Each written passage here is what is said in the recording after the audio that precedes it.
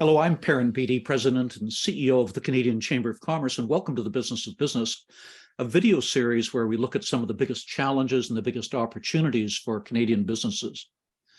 Today, I'm joined by Margaret Stuart, who's the country manager for Salesforce Canada, to talk about how companies of all sizes can build long-term resilience. And resilience is a word we've heard a lot about lately. For years, the pandemic was front and center when it came to discussions of business resilience, creativity, and agility. However, Canadian businesses are now facing a number of other disruptive factors, including soaring inflation, a nationwide labor shortage, and a shifting geopolitical landscape, just to name a few. Now, that's a lot for any organization to face, and particularly for small and medium-sized businesses. Just as it did during the height of the pandemic, technology will continue to play a huge role in the ability of these businesses to grow and to thrive, which is where Margaret and her team at Salesforce come in. Now, in her role as country manager at Salesforce Canada, Margaret is responsible for leading growth strategy and business operations to deliver customer success and digital transformations. Margaret, welcome to the Business of Business. We're delighted to have you. Thanks, Perrin. So good to be here. Well, let's get right to it. Over the last 3 years, we've seen an incredible evolution of business. The pandemic was a catalyst for companies of all sizes to accelerate digitization and to rewrite the playbook on how they do business. Now, as I mentioned, there are new disruptions and uncertainties at play. In your role at Salesforce, you have a unique view into business transformations across the country. What are you seeing taking place today? Perrin, you're so right. We're seeing increasing change and increasing transformation, and we're seeing businesses of all size grapple with supply chain constraints, labor shortages, inflation, and all of this is impacting their ability to control their bottom line, to control their predictability, and particularly in small businesses that, as you know, are the heart of every Canadian community, and which is really 98% of Canadian businesses and employs 10 million working Canadians. They're continuing to have all these challenges and to grapple with all those challenges. And so really, to sum it up, what we've seen is the only constant is change. And so businesses right now really do have an opportunity to rewrite their business playbook so that they can drive success now and also continue to be agile and resilient as they go forward. So what we're seeing folks do that are the leaders are doing is they're doubling down on digital, they're investing in their employee experience, and they're also leading with their values. And Perrin, there's lots of cause for optimism, and we're seeing huge amounts of optimism. KPMG recently did a study, and they said that 83% of small businesses today have a much greater level of confidence than they did 12 months ago. And 61% are already taking wonderful steps to make sure that they are recession-proof. And we see this across the Salesforce customer base as well. If I look at Durabuilt windows and doors, they've taken the steps to go digital. And they've seen with that a 70% increase in their productivity. And so what does that mean? It means that they know their customers so that every employee has all of their customer information right at their fingertips.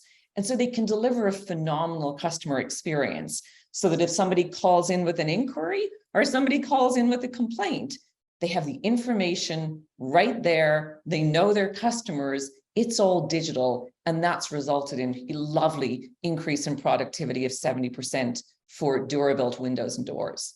I think one of the fears that all of us had as we went into the pandemic was that businesses, and particularly small businesses, would be so badly battered that they would be staggering as they came out of it. But what you seem to be indicating, Margaret, is that this, even if it was a very painful learning experience, it was a learning experience, and that we've discovered the resilience that so many businesses have, and particularly SMEs.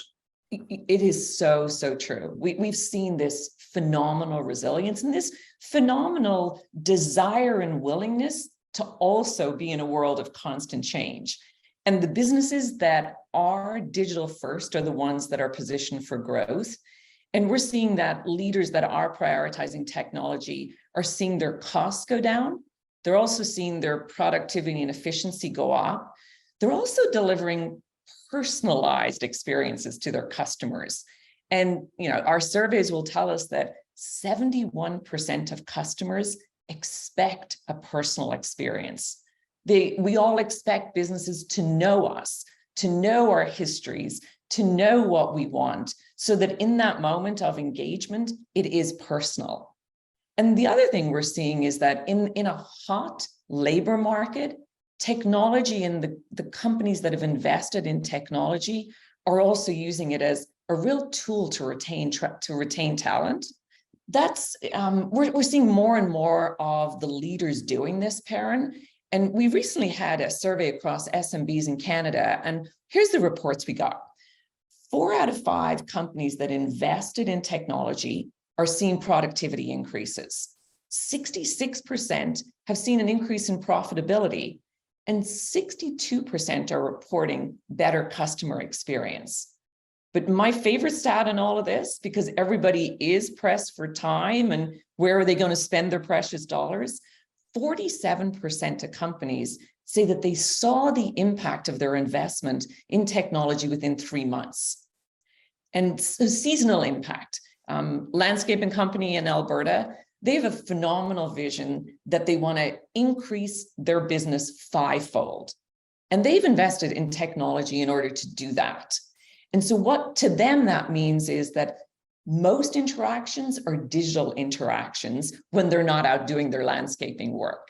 And so for them, they're now reporting 88% increase in customer satisfaction. They're also seeing a conversion rate increase of 40% when leads come into their business. And they've seen a $1.2 million increase in revenue in the last 12 months. So some real rewards and outcomes from investing in what they need to do to succeed now, but also to maintain that agility and resilience in the future, Perrin. Margaret, the examples that you cite demonstrate a remarkable return on investment and a very rapid one as well. Are they anomalous, or is this typical? Are you seeing this in a wide range of businesses? We're seeing it across the board, Perrin. And we're constantly tapping into, surveying our customers, asking them how they want to measure outcomes and what are the outcomes that they're delivering in very short time periods, often as low as 3 months, by going digital. One of the complaints or observations, if you like, criticisms that have been made of Canadian SMEs over the years has been that we have been slow relative to our competitors to adopt new technologies. Has this changed dramatically over the course of the last 2 or 3 years, or do we still lag our competitors? This is one of the, I think, very positive outcomes of the pandemic. It became an imperative. And it's also an imperative to deliver an employee experience that increasingly needs to be digital. We're all in a very, very tight labor market, and the number one stakeholder for business success is employees and the experience that they deliver. So we've seen a lot of trends in employee experience that have also caused businesses to go much more digital, much faster, because it's imperative that you're digital in order to retain and attract employees. And when you do, employees tend to be more productive, you retain them faster, you've happier customers, and you've better business outcomes. In fact, one of the really interesting stats, Perrin, I always think about is that 88% of customers value the experience that they get from a company as much as they value the product or the service that they deliver. And that translates into loyalty.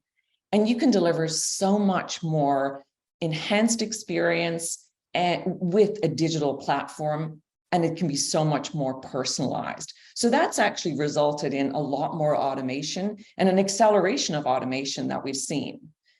We've also had reports from the Canadian Federation of Independent Businesses that have reported that 1/3 of businesses have invested in automation in the last year, and 81% have reported that it has helped solve their worker shortage. And employees are driving so much of the success, and they're also looking for huge amounts of flexibility. We all know the work from anywhere move that has come as a result primarily of the pandemic. And so tools such as Slack will let you have a work from anywhere. You now have a digital headquarters to be able to do that. And we at Salesforce are also seeing a huge increase in teaming agreements, that groups of employees will decide what is the hybrid environment that they want to work in to deliver ultimate experience, ultimate productivity for their employers. Will they be at home some days? Will they be async? Will they come together in the work environment? So that's helped a lot. We're also seeing a huge need for reskilling. 86% of Canadians report that they don't have the needed digital skills in order to be totally productive in today's environment. And so what we're doing as we have this increased need for a digital world and a digital experience, Salesforce has reacted to that beautifully. I mean, IDC has told us that by 2024, there'll be 30,000 incremental direct jobs in the Salesforce ecosystem across Canada, and we will have $20 billion direct impact on the Canadian economy by 2024. But in order to realize that for all Canadians, we need increased digital skill sets. And so we have a free digital platform called Trailhead, where 300,000 Canadians have gone and earned digital badges. So, we all need to do our part in order to deliver to this increased need for productivity with digital skill set in order to succeed now and also to be resilient going forward. I want to come back to the question in a minute with regard to skills, which is so important, and it's an issue that we hear about right across the country from businesses of all sizes. But just we're still on the issue of technology, the cost of digitization. Obviously, with many SMEs in the country, they're feeling squeezed. They came out of the pandemic with elevated debt loads on top of everything else. What do you say to companies, small businesses that say, look, I would love to be able to do this, but what about the cost? Is it an investment? Absolutely. But what we're increasingly doing with small businesses is looking at the return and looking at the direct impacts in a 3-month time period, in a 6-month time period of what's the return on that investment. We increasingly have finance and CFOs engaged in any of these decisions, and payback and the time to payback is the key driver. And that's what all of the proposals and automation, we're seeing a move away from the massive digital transformation projects to what can I do now in order to get the return within a 3 to 6 month time period, Perrin. And that's directly measurable. And that's what's actually leading to lots of innovation and lots of results. So actually an investment today may give maneuvering room to SMEs that they don't have today in a very short period of time. Yeah, that's exactly it. That's exactly what we're seeing. And there are very few places where you can get that sort of return on investment that's so significant so rapidly. So in Absolutely. terms of setting your priorities for where you want to dedicate your company's resources, digitization should be right at the top of the list.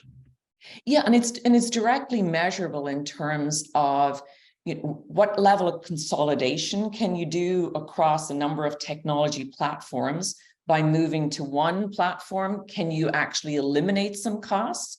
You also will look at what's the increased revenue you'll see. We talked about seasonal impact, and within a 12-month period, they saw a 40% conversion increase and a $1.2 million increase to their bottom line. So it's productivity, it's cost efficiency, it's taking out unnecessary platforms that are no longer needed. And these can all lead to very short-term paybacks for the investment.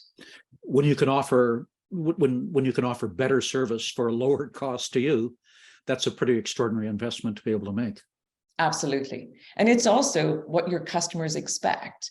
And as we go forward, where we're going to go forward in a cookieless world, the need to capture digital first-party information so that you truly do know your customers becomes increasingly important as we go forward.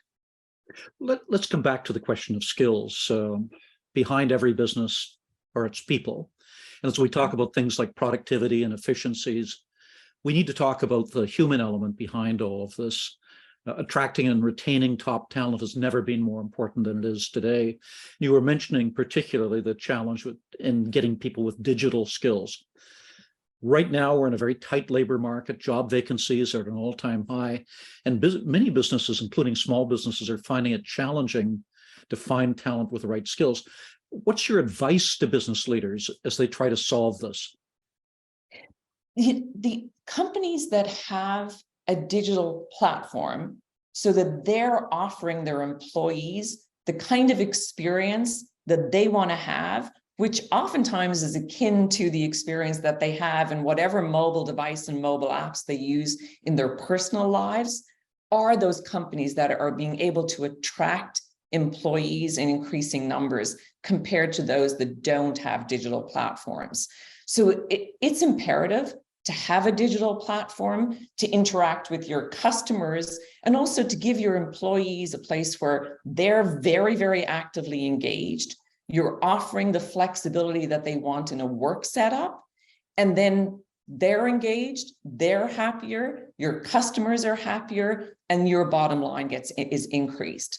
So it's all part of the same ecosystem of delivering success right now, and also that foundation of going forward. Digital is at the heart of what companies need to do. So employees or potential employers are looking for, will I have the tools to be able to do my job? Is my employer, in fact, modern, up to date? And are they equipping me properly to be able to do my job? So it's an essential part of hiring to be able to offer these skills. Yep, absolutely. And it's typically a question that an employee is going to ask during an interview process. What is my experience going to be like? Have I already engaged with this company? And because of my digital experience and how I've engaged with this company, this may be a place where I would like to start or continue my career. So it's very, very pervasive in the need for digital in order to attract and retain employees. Final question. Over the last 3 years, since the beginning of COVID, we have seen dramatic changes taking place in the nature of business. And so many businesses have been forced to turn on a dime, to rethink their structure, their business strategy, their raison d'etre. And the pace of change has been enormous. And we've been talking today about a number of other external factors. Now that the pandemic is starting to recede into the rearview mirror, we're seeing a number of other dramatic game changers coming at us. Looking forward over the next 5 years, do you see this pace of change accelerating or slowing down? And what do you see as some of the external factors that businesses are going to have to deal with? I see the pace continuing and probably intensifying. But what I would add is that the greatest competitive advantage that any company has is their culture. Yes, we've talked about productivity. Yes, we've talked about digital. Yes, we've talked about employee experience. But the greatest competitive advantage is knowing what your core values are and leading with those core values, and also making those core values an imperative, a boardroom imperative, so that they guide everything that you do. And that's what I see as the greatest competitive advantage. At Salesforce, our core values are our North Star. So their trust, their customer success, their innovation, their equality, and our newest addition, which is sustainability. And everything we do and all decisions that we make, those core values are ingrained in our culture, and they're ingrained in our employees and how they show up every day. And so we believe that that's the greatest competitive advantage. And I see that in companies that are succeeding now and also planning for the future. And the personal one I'd add to that over the pandemic, the value that I have leaned on the most has been kindness, is being increasingly kind to our employees, increasingly kind with our customers. And I believe that the world needs so much more kindness in how we interact with each other, so that we all get to live in a world that we are very happy in. And kindness is a big cultural part of that for me. So coming back to where we started, when you mentioned that the one constant seems to be change, change offers both a threat and an opportunity. And if we are led by our values, if we're prepared to adapt and to adjust to changing circumstances, to use new technologies, to put an emphasis on our employees and on their skills and on serving our customers, then the opportunity is great, and it gets even greater in the future. You summed it up perfectly, Perrin. Margaret, thank you so much for being with us today. Thank you for your efforts and the efforts of Salesforce to serve the Canadian business community. It's been a pleasure to have this discussion. Thank you, Perrin.